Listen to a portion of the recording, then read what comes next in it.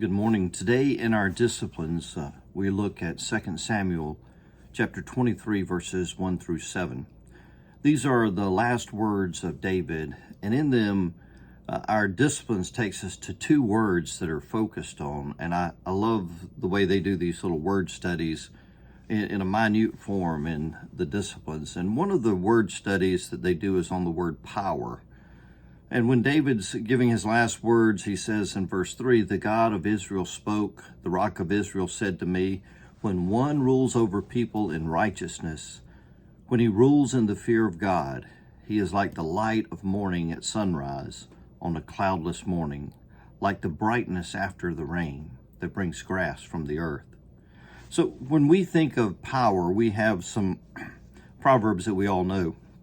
One would be power corrupts, and absolute power absolutely corrupts. There's a French proverb that says, "Where power reigns, there's no room for reason." A Korean proverb says that power lasts for 10 years, but real influence will last up to 100. And another one that I really like is a Latin proverb that says, "Power acquired by guilt was never used for a good purpose." But David is talking about power in a good way, just power that's doing what God wants us to do, leads us to look at other people, not to keep them down, but really to lift them up. And he says that unjust power, and here's where that other word comes in, that other word is thorn. And he talks about a thorn. He says, unjust power produces thorns. The word that he uses is so neat, because we think of thorns as detrimental things, but the reality is a thorn is something that protects. It protects a plant so that it can't be harvested by hand. David says, "But evil men are all to be cast aside like thorns, which are not gathered with the hand. Whoever touches thorns uses the tool of iron or shaft of a spear." So David is saying that unjust power builds resistance.